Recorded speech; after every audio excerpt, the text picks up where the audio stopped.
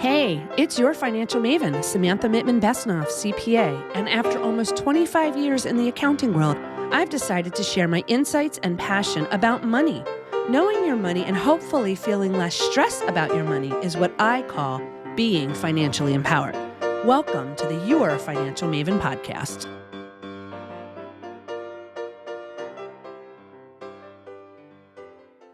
Welcome to the Your Financial Maven podcast. In this week's episode, I am continuing my informative conversation with one of my good friends, Rich, from Richard Waine Photography. I hope you enjoy.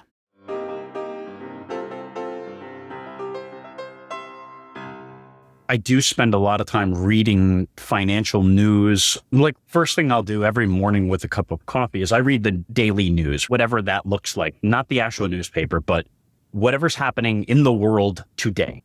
And that encompasses a lot of financial news, marketing, business, yada, yada. But then I move over to other websites like Barron's and MarketWatch and Wall Street Journal. Now, why do I care about that information? It's not so much that I care about all the ebbs and flows of the markets, even though I do because I'm invested like everybody else. But I do care about what are the ramifications on things for me as a business owner today. What do I need to do so that I'm in compliance right across the board? Not just in compliance, but am I being charged for something unnecessarily? And I say, as in, do I have to pay somebody for something, or am I leaving money on the table? What is happening? Case in point, as you've talked about quite a bit, are those 1099s to be issued for transactions on Venmo and PayPal and so on. I do use some of these services, whether for individual or business use. And so I don't want to be out of compliance. If I have to report something, I want to report it accurately. Yeah, and that's a big area. I know the 1099Ks that you're talking about with third-party providers like a Venmo or PayPal has actually been, quote-unquote, delayed again. For 2024, if you are receiving income or you're paying someone income, I think it's $5,000 or more, now you'll be getting a 1099K for 2024. They're transitioning it to the $600 threshold, I think, for 2025. And people are like, oh, this is so new. And I have to explain to everybody that it's technically not. If you pay a vendor or an independent contractor, basically a non-employee of your business, you're paying them for a service and they themselves are a sole proprietor or partnership at $600 or more, you have to report it on a 1099 miscellaneous or non-employee compensation form. And the IRS has really been cracking down on these over the last 5 years. And small business owners need to be aware that if you're paying Joe Website to do your website, he could be a sole proprietor. You're giving him income, and he technically should be reporting that income. And so you need to file a tax form to show that you paid him money. And I always tell my clients, your obligation is to properly report those tax forms with what you paid vendors and non-employee compensation and all that money. It's not up to you to determine if those people are going to report it. That's up to them to report it. And if they choose not to report it, it is not on you as long as you have properly reported it on your end. That's right. It's just a reporting mechanism that says money has exchanged hands. Here you go. And let them figure out the pieces of the puzzle after that. You just do what's incumbent on you to do. And that's exactly the way I approach it. So occasionally I'll end up with referrals for work from other photographers. And in exchange for some of that work, we have an agreed upon fee. But if it exceeds the threshold, that triggers basically a tax event where I have to report with a 1099. And I will do what's necessary to stay in compliance, but I encourage other people to do the same. Absolutely. And I think that is a big thing for small business owners to understand is just stay in compliance if you're able to. And like you said, take the morning to read stuff. I just signed up for something called Morning Brew. I found it on LinkedIn, and it is a culmination of regular news, what's going on in the world, but also the business side of things. Be aware of this. Be aware of the 1099 issues. Tax estimates are due at a certain point of the year, quarterly and things like that. So yeah, taking 5-10 minutes out of your day to read up on what's going on in the business world is also a good way to help you. Absolutely. And the other thing that I might suggest, even though it's off base, is find a reasonable mentor. If these are not your strengths, then find somebody that can help you. Yeah, definitely. Some people are more giving with their time. I will tell people right off the bat, nothing is for nothing. Please do not ask for a handout of mentorship People expect to be paid for the work. And the thing is that you'll only actually value that mentorship if you have skin in the game. Skin in the game is real dollars at stake. And I think paying a mentor, I think not just physically handing them over money, you're right, having that skin in the game, working with them and how, it's networking. That's why I say, look to your local chambers. Your local chambers in your communities have great mentoring programs that can help you with that. I'm a CPA and I'm part of the Pennsylvania Institute of CPAs and American Institute of CPAs. There are ways to go and network with other CPAs to say, hey, I have some questions. Join Facebook groups that are part of your business structure that's private from your regular group that you can have these questions asked. How did you handle this client? Or what do you suggest to do on marketing kind of thing? Yeah, social media is a really interesting environment because as business owners, what we do is we go out and we're looking for clients all the time. When I might change that or flip the script and say, go looking for friends, don't go looking for clients. And so when you go looking for friends, colleagues. I think, just somebody that you have a great rapport with, they may not be a client, but you'd be surprised what they can offer you in the way of knowledge, the way of other connections. You don't know who they know, but what you're interested in is the actual point of common ground, because that's what attracted you together. So chambers are good for that. Facebook in general, or not just Facebook, but all the social media platforms. So instead of going looking for clients, go make friends, go get into conversations. Network. Yeah. You never know where they're going to lead. Yeah, very true. Very true. Is there anything else you wanted to share with small businesses when it comes to understanding their money or just the business in general that you have to share? Any of your knowledge?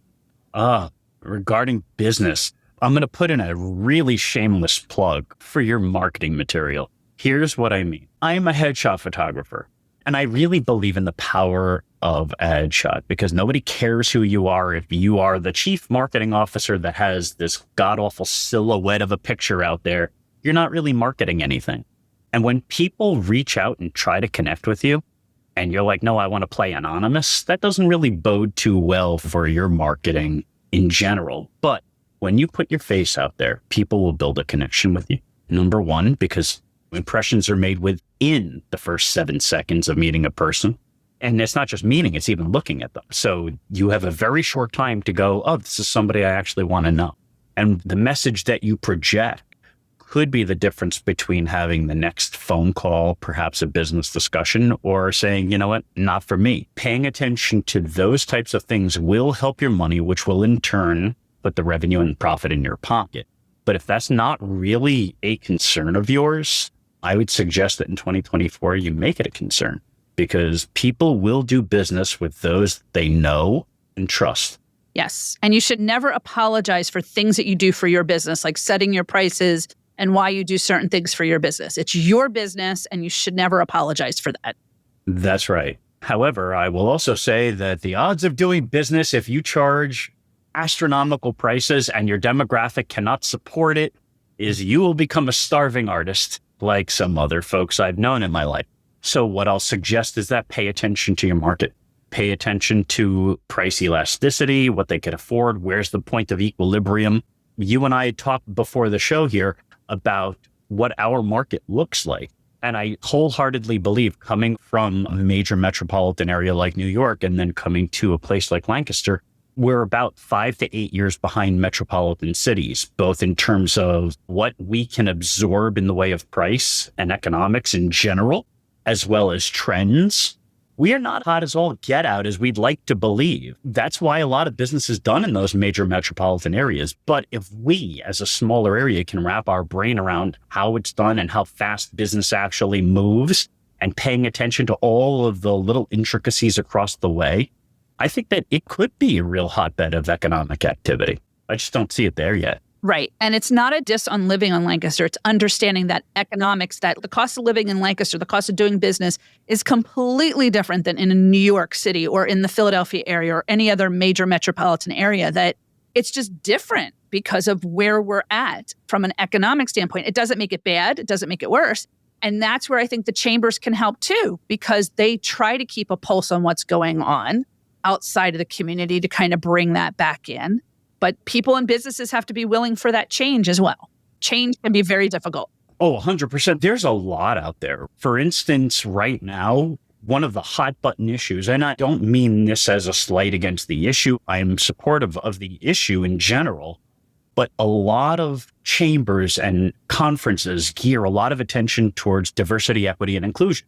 And a lot of these types of conversations are taking a back seat because everybody's trying to do the socially responsible and diplomatic thing, which is not wrong. But then this kind of conversation gets pushed to the wings where people don't know how to go out and make money because they're thinking about HR issues instead of actual business. There's not to say that the DEI stuff isn't a part of business. I think it's a very big part of business. Yes, absolutely. But if you were to ask somebody that specialized in DEI where their money is, they probably wouldn't have the same answers that an accountant might, or the CFO, the chief investment officer, somebody that actually understands how the company ebbs and flows with money. They're important conversations that need to take place. Yeah, definitely, definitely.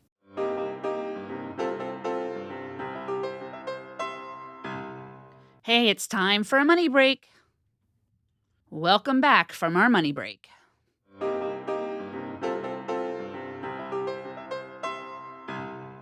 right, so I want to shift gears just a little bit, and I want to know your thought process or insights that you would have for our young adults. Whether they're going to college or they're going out into the real world, what kind of financial or money insights would you give them as they're growing up?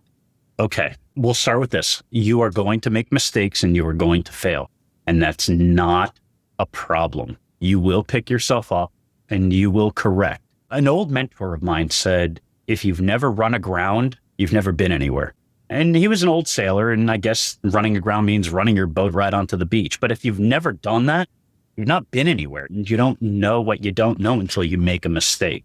I heard someone tell me failing forward.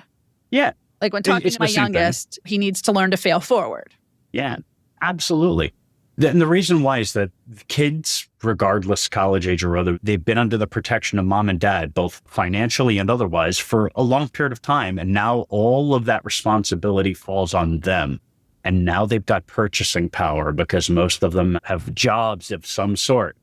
And now that they have purchasing power, they can go out and take on the world. And the first thing they're going to do is buy something they really want. And the best question is, was that the wisest use of your cash? So there are a lot of considerations. When you're young, and my mother and father used to say, when you're young and dumb, you're going to make these kind of decisions. Right. So here's my best advice. And you're not going to listen to it. And I know it. Of course. You're not going to listen to it. If you young adults are listening to this podcast, you are not going to take my advice. They don't I hope you do, either. But you're not going to. I would say save their money. You're going to need it. Okay. Number one. Number two, invest. What I mean by invest is do not go out and say, what is that? Cryptocurrency. Right. The digital assets. Yeah. Yes. Please don't do that, by the way. And I have my thoughts on that, but that's a whole other point. Don't just dump it into something willy-nilly. Start thinking about your retirement, because the money that you put away today will compound and it will grow over time. Even my advisor says you buy good quality stuff and you hold it for a period of time until it's time to not hold it any longer. Just let it go. Out of sight, out of mind. But that's how you start to grow your little nest egg. Being wise with your money, not spending on every little thing. Even though those impulsive and emotional purchases may make you feel real good, you're probably going to have an empty wallet and nothing to show for it afterwards.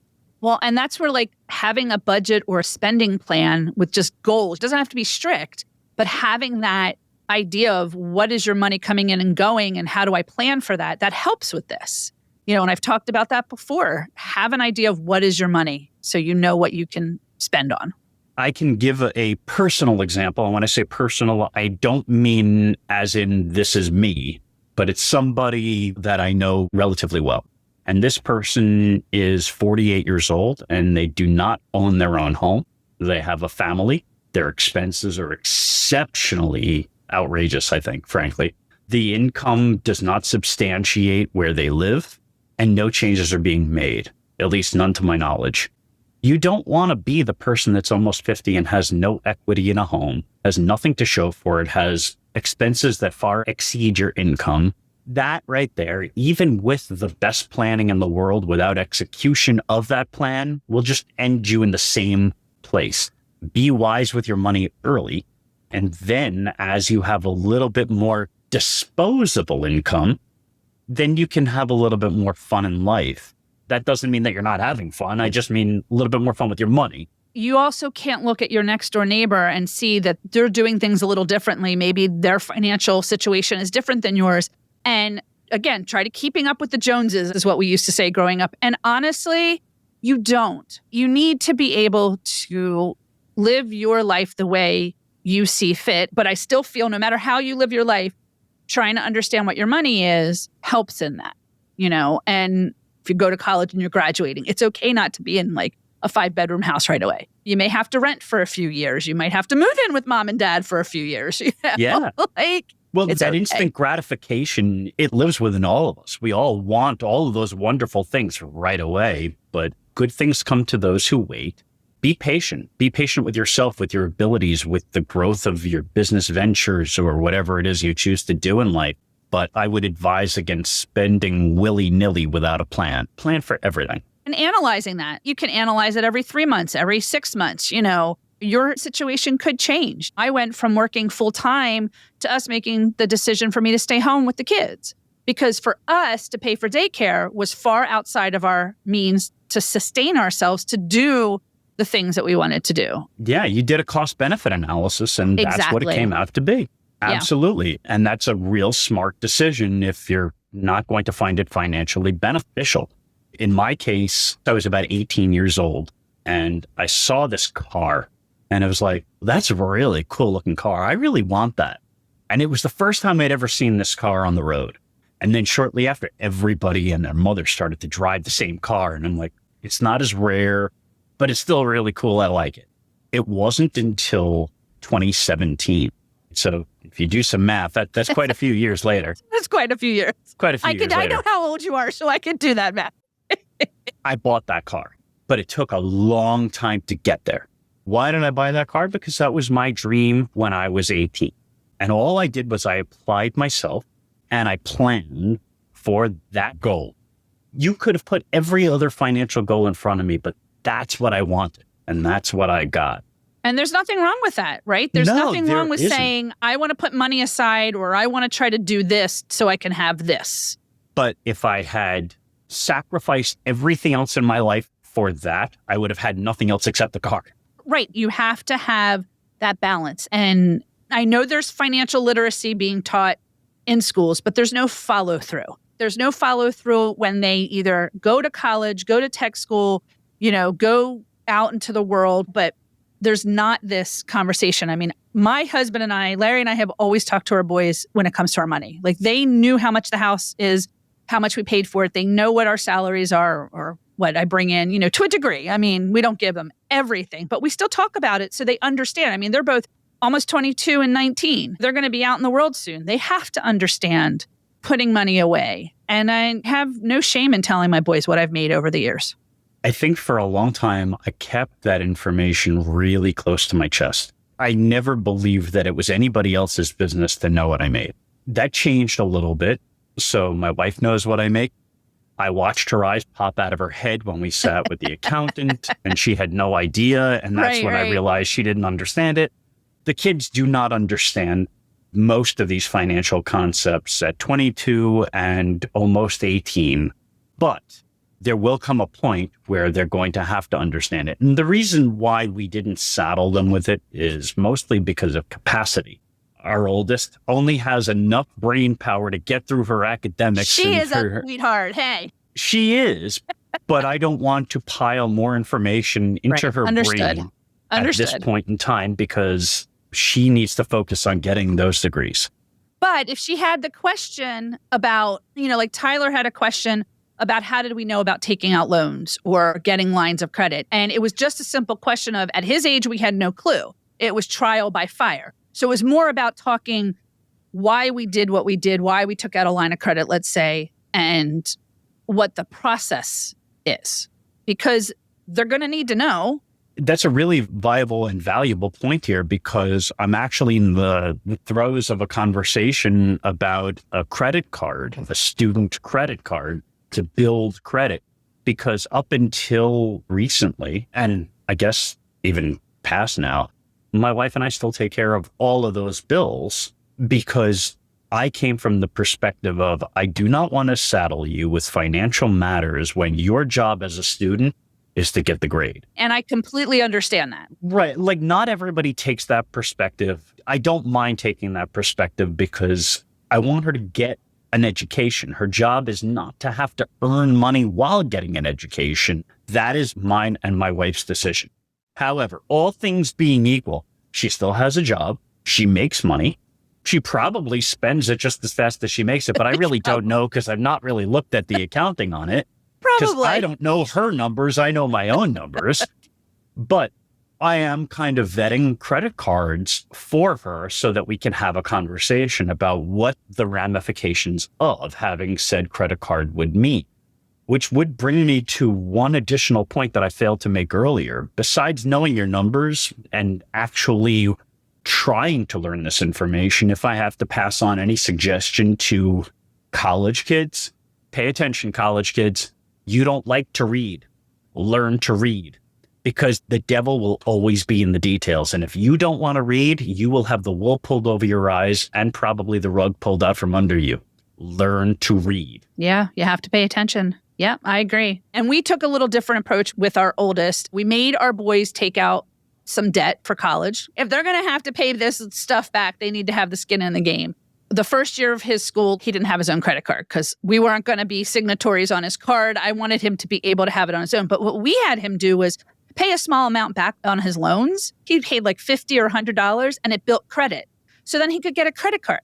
But then we told him, you need to make sure you're paying it, if you can, in full every month as you're using it. Make sure you have money to pay back what you put on the card and keeping track of that, build up your credit. And it's been a learning process for him. I mean, he had at one point had paid off the balance and the next month was zero because he hadn't charged anything. He sent me a message and he goes, how do I pay zero? Right now. And I chuckle, Well, right? I chuckle, but it's a very valid question. You know, I say, you don't need to. And he got worried. He's like, well, will I have any interest attached to that? I said, no, because there's nothing to pay back on the credit card. So you don't have to pay anything. Very valid question. My youngest took it upon himself to get a credit card on his own. This is the difference between my boys. Oh, uber independent. He is uber independent. Got himself a credit card all on his own. I said, okay, but you are responsible for paying that back.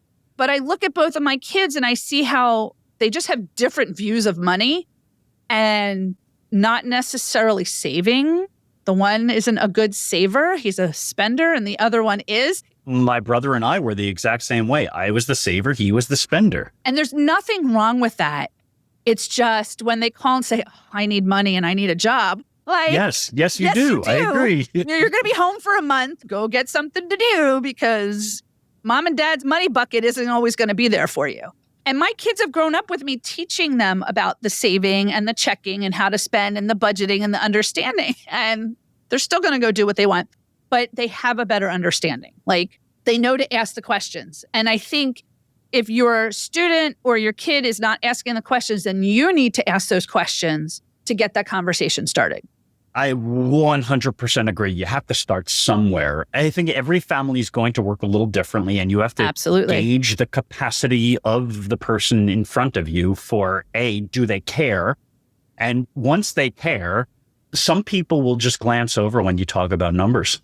I know. Right? I know. Believe me, I know. You know who I'm speaking of, I would imagine. Yeah. My wife is not always so inclined to deal with numbers. It's just not her core competency, and so she will shy away from it. If my kids are like that in any way, it may be a little bit more of a struggle, but just the same, the responsibilities will fall on them to watch their own finances at some point. We are not going to be here forever. And I don't really want to try to be. So I want to teach them as much as possible while I still have my feet on the right side of the grass. There's a rule of thumb of you should have 3 to 6 months of like emergency funds. Or, you take, let's say 20% of your pay and put that away, or whatever you can put away every time you put something away. But you should have about 3 to 6 months of savings because you just never know. And believe me, there were some really tight times for us, even with me working, but not working full time and having to raise 2 kids. There were some tight times, and I had to replenish that savings at times because we needed to be able to do that. I will say COVID was very helpful because we weren't going anywhere. So I'm like, every month I'd look at what was left and I'd put some of that away. So analyzing your bank account, analyzing the funds that are coming and going. And if at the end of the month you've got a decent amount in your bank account and you can put $50 away, put $100 away, do it. Put something away. Yeah. And, we were just talking briefly about credit cards a moment, but it occurred to me as we were talking through about reconciling that checking account, you'd never want to go into a significant amount of credit card debt for two reasons. One, it requires a lot of cash to deal with. Number two, the only thing you're paying a credit card company for, you're not paying for purchasing power. You're paying for time. You're just buying more time to pay it off. Well, don't put that much debt on your credit card. You won't have that kind of issue. But inevitably, these kinds of things happen. So planning for it when you reconcile, saying, okay, I can make X amount payment per month, schedule that out, schedule out the rest of your expenses, and you'll understand exactly what financial position you are in or supposed to be in at the end of every month. And it's all very basic mathematics. It is.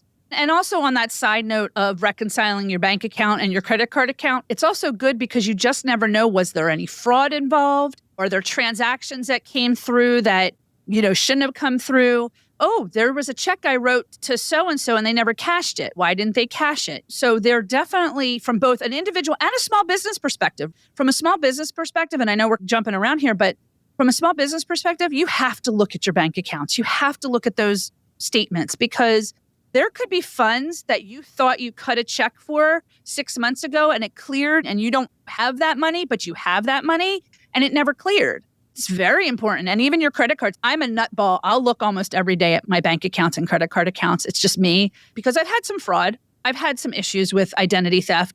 I look almost every day to know what my transactions are because I can catch it. It's happened to me too. I've received transactions on my credit card for purchases in different countries. And so wait a minute, I didn't go there. Well, yes, I didn't go there. In fact, I had to call my credit card company to understand where this purchase actually took place.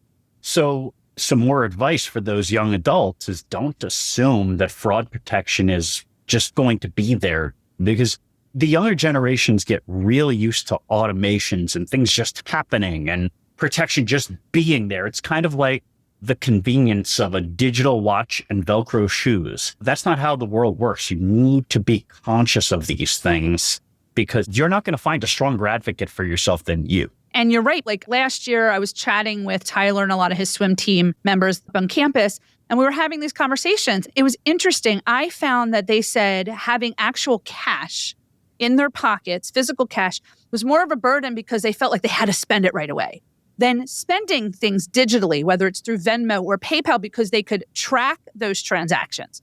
But then I'd say, well, are you paying attention to those transactions? And it's like, well, no, not really. But that's the one thing about Tyler, because we taught him to pay attention to his credit cards. He had some fraudulent activity and he paid attention to it enough to know, okay, what do I do? And I always say, if you get the text or an email saying there was fraud, go to the back of your credit card and call the number directly. Do not click on that email. Do not click on that text because it could be phishing. It could be scam.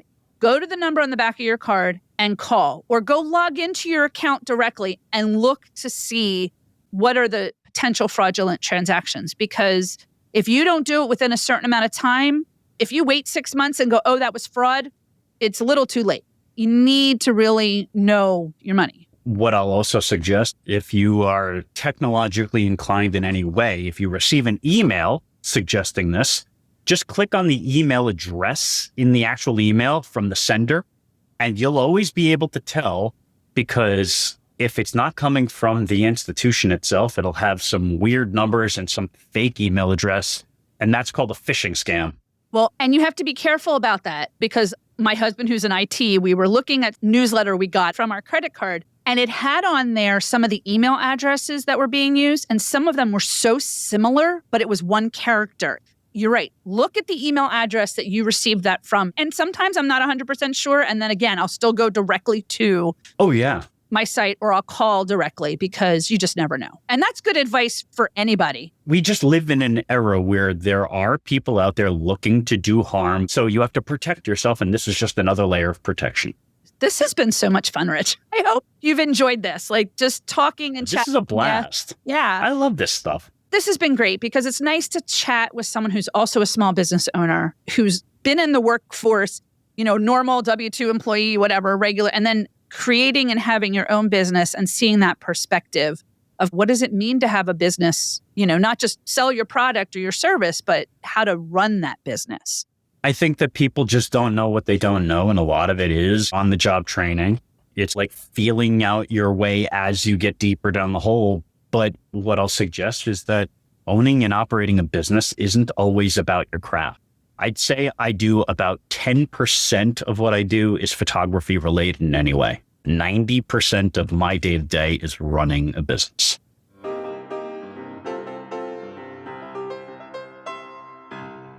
Hey, it's your financial maven, and I want to hear from you. Feel free to leave me your insights and money stories or questions that you may have about money. You can visit www.yourfinancialmavenpodcast.com and click on the I Want to Hear From You tab. I can't wait to hear what you have to say about money. The purpose of this podcast is to provide general information on the subjects discussed. It is for educational, informational, and entertainment purposes only.